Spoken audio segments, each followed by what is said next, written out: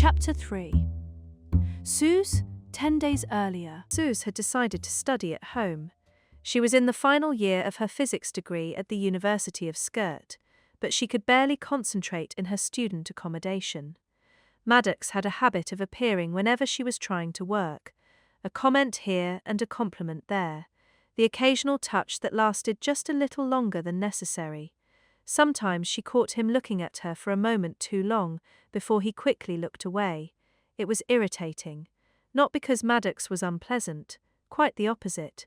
He was kind, intelligent and funny. But he was not her type. Actually, nobody was her type. She had simply accepted that by now. Home was quieter. Her mother was sitting in the garden house, enjoying the setting sun while drinking tea with her friends and having conversations that probably consisted mostly of gossip about other people. Her father was, as usual, working in his office.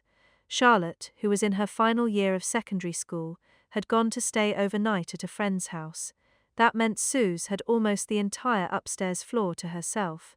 The house they lived in stood on Noorderkade, in one of the oldest districts of Skirt. A grand townhouse that had belonged to House Van Det for generations. The property had originally been built by a distant ancestor and later inherited by a great-uncle of the family, before eventually passing down to her parents. The house had history. When her parents had received it, it had been completely renovated. The old features had been preserved, but everything else had been carefully renewed.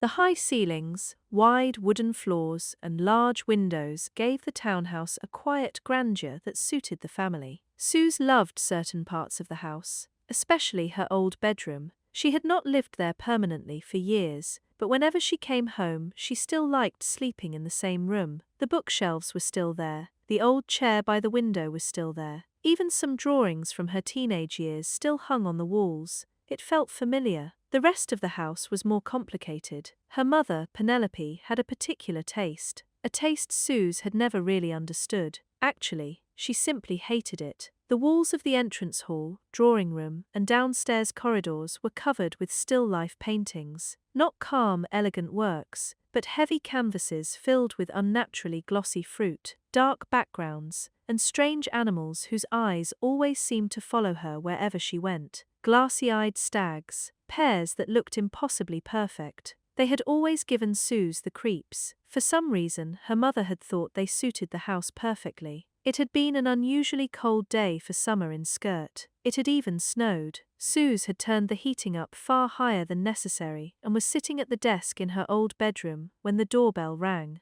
The sound was loud and piercing, annoying. She sighed and glanced at the clock. Perhaps her father would answer it. By evening, most of the household staff had already gone home. They employed a cleaner, a gardener, and a woman who came in occasionally to help with odd jobs around the house. At the moment, however, no one was there except the family. She waited.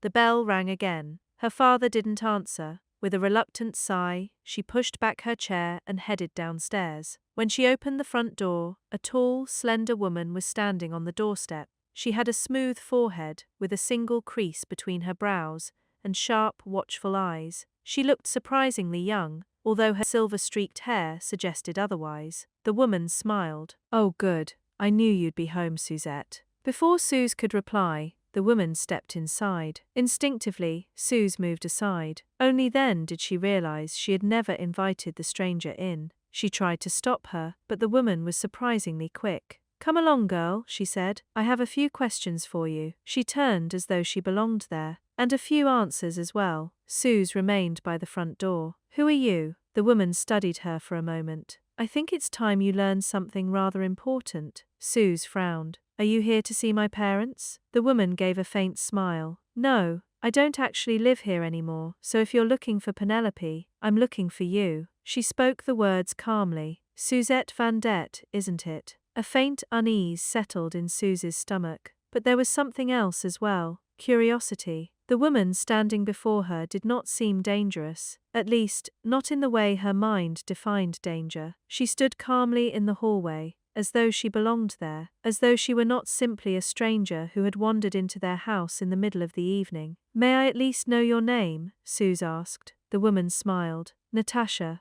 A brief silence followed. And you may also know that I'm related to you, distantly, but related all the same. Suuz raised an eyebrow. Related? Yes.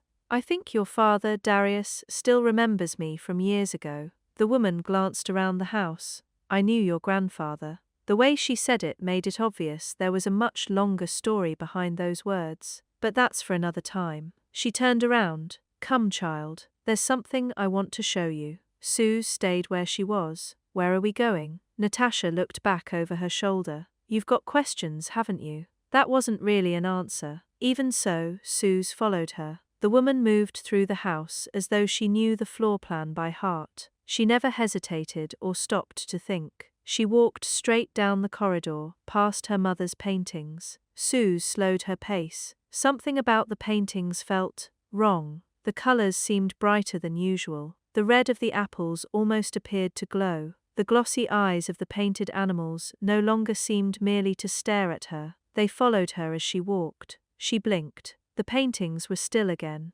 I've been here a few times before, Natasha said. Suuz looked up. I didn't say anything. I know, the woman smiled. But you thought it. Suuz decided not to respond. Which room are you looking for? Natasha didn't answer. She simply carried on, straight towards the back corridor leading to the kitchen.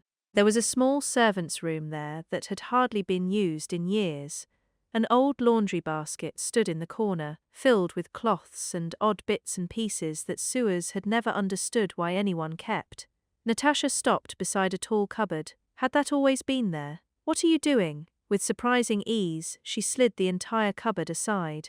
Suuz stared. Behind it was a door, an actual door. You've got to be joking. Natasha looked at her. What? Suuz stepped closer. This cupboard, this door, it wasn't here. Yes, it was. No. She shook her head. I know this house. There's a wall here with a coat rack and… She frowned. And, what exactly? Natasha rested a hand on the door. At that moment something changed. The curiosity vanished. A cold tension crept through Suuz's body. It was a feeling her body recognized before her mind did. I don't know if I… Natasha took hold of her arm, not roughly, but firmly enough that pulling away no longer seemed like an option. Come. Time passes quickly here. Her fingers felt strangely warm, far too warm. The door slid open. Behind it was a small room. Suuz followed Natasha inside. The air was stale, as though the room had been sealed for years. It was filled with furniture she couldn't quite place. A chair that looked older than the house itself. A table whose wood seemed to shift color every time she looked at it. She glanced away. When she looked back, everything had changed again. Slowly, Suuz sat down. Then the thought finally reached her. Was this a dream? Had she fallen asleep over her books? Had she simply drifted off while studying? Yes. Natasha was sitting opposite her. You fell asleep. Suuz looked up. I didn't say that out loud. No. Natasha glanced at the strange watch strapped to her wrist. Its hands moved in short, jerky movements. But you thought it. She sighed. Listen, I haven't much time. Suuz looked at the watch. What is that? Not important. Which was, of course, exactly the sort of answer that meant it was important. You're 22, aren't you? Yes. At the end of this month, you'll be 22 and a half. Suuz frowned. Yes. That's when you'll enter a new phase. What phase? For the first time, Natasha hesitated. It was the first moment she'd seemed uncertain of what to say. It differs from person to person. But we used to call this stage the gozar, the transition. She studied Suuz carefully. Your bloodline is strong, and the gift you possess. No one with abilities like yours has been seen for a very long time. A cold shiver ran down Suuz's spine. Lately, you've probably experienced things you couldn't quite explain. Suuz said nothing. Her mind drifted back to the previous evening. She had taken the shuttle back to her student flat. On the road ahead, there had been an accident. A woman with a small child had slipped on the icy surface. The child had screamed while the woman remained motionless on the ground, blood flowing from a wound on her head. The shuttle had stopped. Someone had climbed out. A short, plump woman who immediately began administering first aid. Suuz had watched everything through the window. She hadn't felt a thing. No panic, no sympathy for the child, nothing at all. She had told herself it was shock, yet the emptiness had stayed with her. The following day, when Maddox had resumed his exhausting attempts at flirting, she'd looked at him with icy detachment. I like you as a friend, and you're good company and all that, but you and I are never going to happen. You're simply not my type. Maddox had swallowed hard. He'd looked genuinely hurt. He had muttered something in reply. Suuz hadn't even bothered listening. I'm going to study at home. I can't concentrate with all this chatter. She still couldn't believe she'd said it so bluntly. On the journey back to her parents' house, she'd expected the guilt to arrive eventually, expected to feel ashamed of how cold she'd been, but it never had. None of it had affected her, and she knew that wasn't normal. Things that would once have affected you. Natasha looked directly into her eyes. Things that now leave you cold. Suuz swallowed. Indifference. Yes, Natasha nodded. That's how it begins. She leaned forward slightly. Your body is changing. Your gift is growing stronger, and sometimes that doesn't happen without consequences. What do you mean? Your feelings and emotions don't become stronger. She chose her words carefully. They don't disappear, but they can become sealed away. Suuz looked at her. Sealed away? As though a door has closed between you and the rest of the world. Silence settled between them. And my parents don't know about this. No. Natasha looked away for a moment. Which is why I had to tell you. Suuz stared at her. It was a lot to take in. Far too much. How long does it last? Probably a few months. Natasha shrugged. If you're lucky. That wasn't particularly reassuring. And afterwards? Afterwards, the real changes begin. Natasha glanced towards the door behind her. I'll contact you again. Suuz frowned. You said you had questions. I do. Natasha looked back at her. After a brief silence, her expression grew more serious. Have you noticed anything unusual in this household recently? Suuz looked at her. Unusual? Yes. Natasha's voice softened. We've received indications that something is happening, something your parents may be involved in. Suuz felt the fear returning. You're frightening me. That isn't my intention. A brief silence. But I need you to be honest. I don't live here anymore, Suuz said. What could I possibly have noticed? Natasha remained silent. Suuz thought for a moment. No. She shook her head. Nothing. Are you certain? Yes. She met the woman's gaze. What's going on? What are my parents involved in? Natasha looked at her. Then, unexpectedly, she smiled. Good. Suuz frowned. What? We'll speak again. Wait. But Natasha was already getting to her feet. She walked towards a door that hadn't been there a moment earlier. Suuz stood up. No, wait. She hurried after her. Her foot caught on something. The floor disappeared beneath her. She fell. Not violently, more as though she was sinking through water. Then everything went black. Suuz jerked awake. She was still sitting at her desk. Her books lay open in front of her.